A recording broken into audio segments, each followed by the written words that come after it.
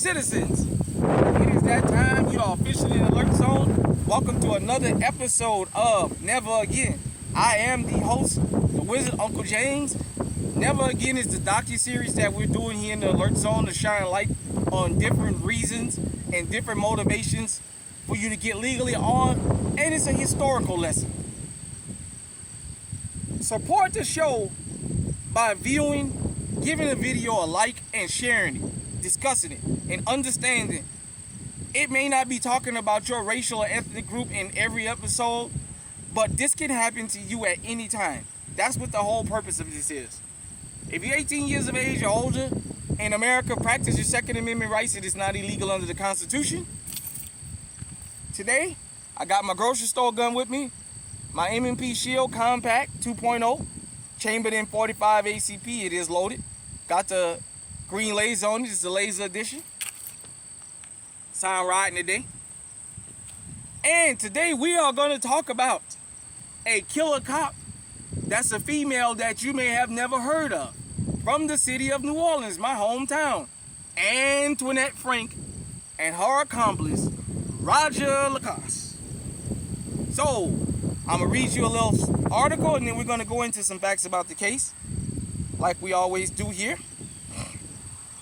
It says, New Orleans police officer charged with killing cop, 2 others.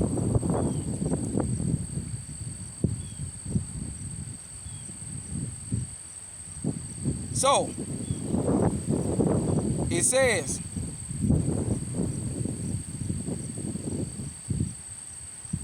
this story was originally published in the Times-Picayune on March 5th, 1995.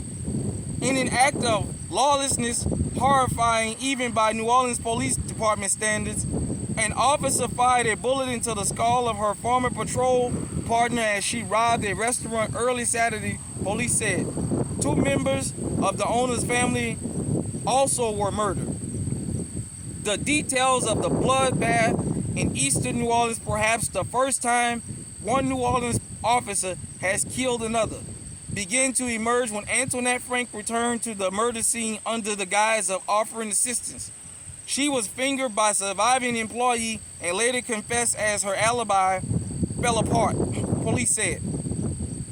Frank, who was 23 at the time, assigned to the 7th District, which is in New Orleans East, and her nephew, Roger Lacoste, 18, entered the Kim Ann restaurant at 4952 Bullard Avenue about 1:50 a.m.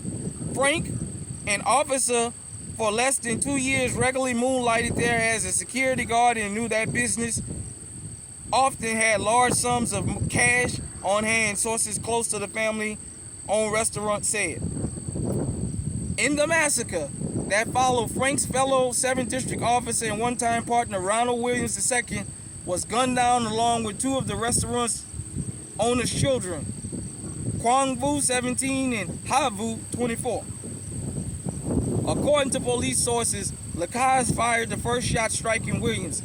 Frank, who was in uniform, then allegedly stood over her wounded colleague and shot him in the head.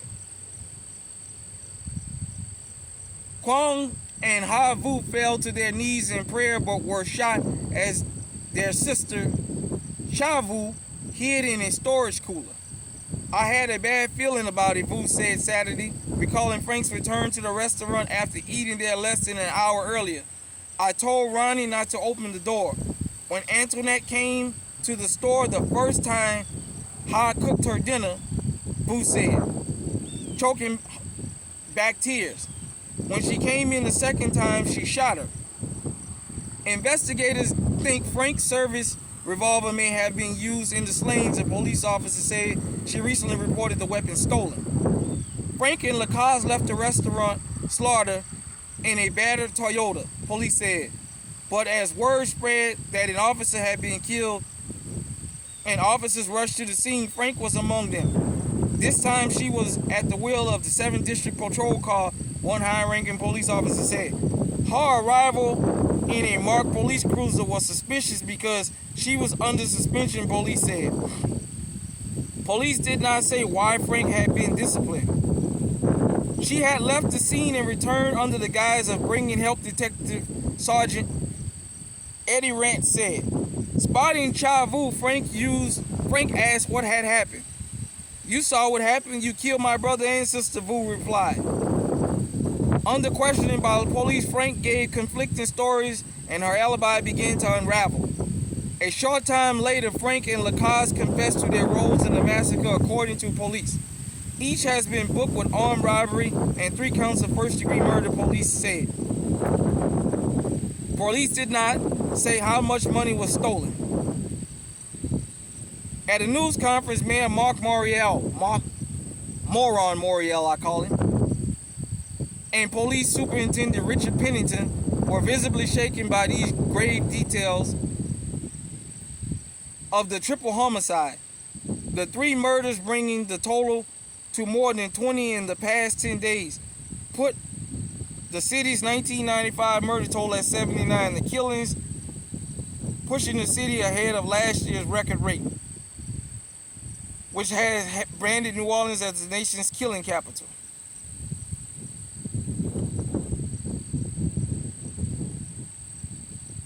Okay. All right. So,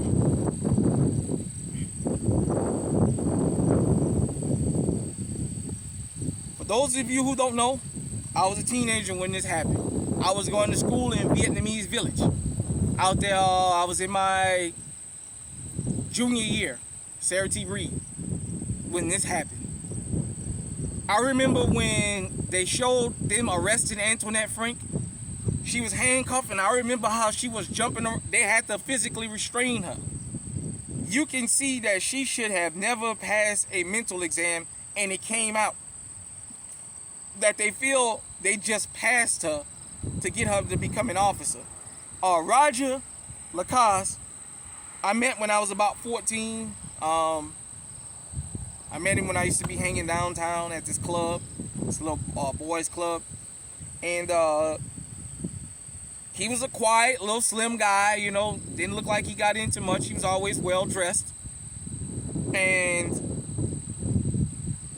basically, she was a detail officer, and she had worked at this restaurant, and as you guys heard, it was an inside job. She killed her partner and what have you. What the article didn't talk about was her father had been missing. Antoinette Frank's father had been missing for a couple years. After her arrest, they searched her property and they found his remains under the house. It is believed that she killed him and buried him under the house. Now, let me say this. When I talk about law enforcement and how to deal with them, when I critique and criticize law enforcement, it's because of these kind of people. This is what I grew up around. I tell you guys and girls all the time when I talk about law enforcement and my law enforcement addresses here on this channel, you have to understand who you're dealing with. You can't believe just because they have a badge on, they have your best intentions at heart. That is not always the case. I grew up around real ruthless police officers, and as I always say, the crooked ones are the most honest. You may not like it, but at least they won't lie to you. They let you know they're not any good. The good ones like to pretend that the crooked ones are not as large in numbers as they are.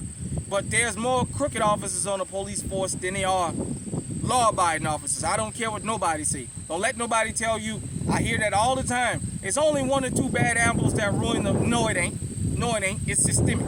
It's from the top down to the bottom. Period, point blank, whether you like it or not.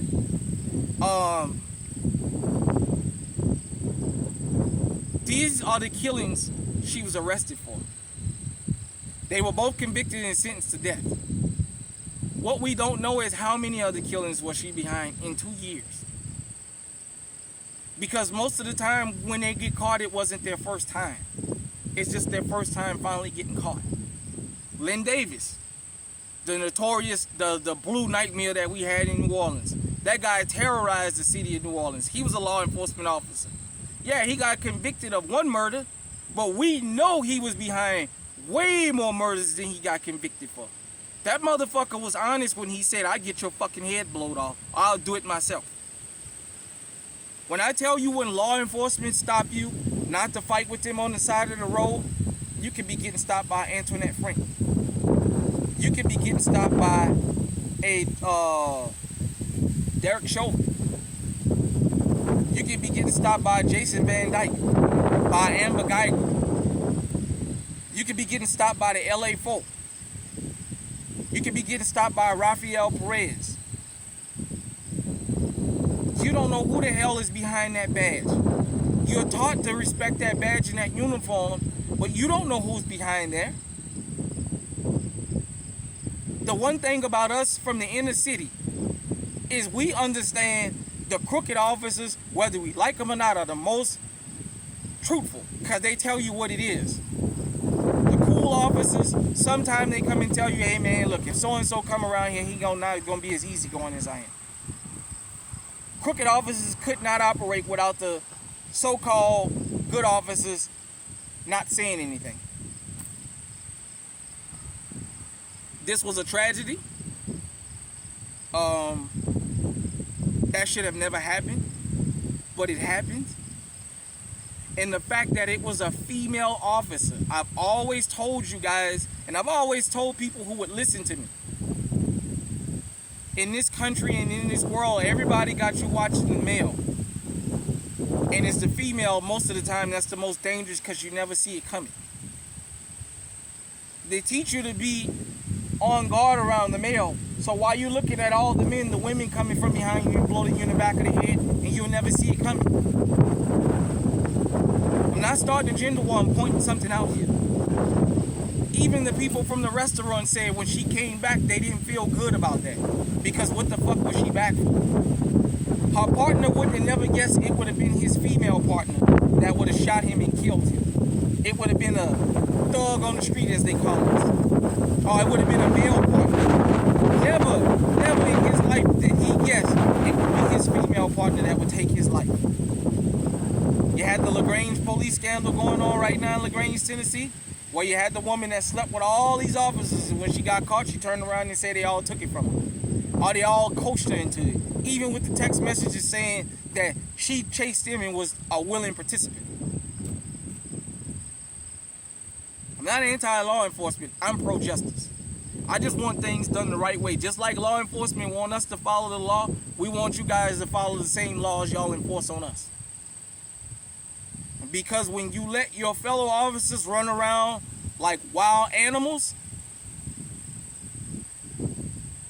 don't be afraid or don't feel bad when they come and bite you. I'm pretty sure this was not her first act of violence, and I'm pretty sure her partner knew what type of officer she was. She was already on suspension, so he already knew how she was. But they all feel like, well, you're not doing it to me and mine, so I don't care. And that attitude got this officer killed. As I say, this was just a little known case that most people outside of New Orleans has never heard of. A female officer that pulled off a massacre and possibly massacred her own dad on top of others we don't know nothing about.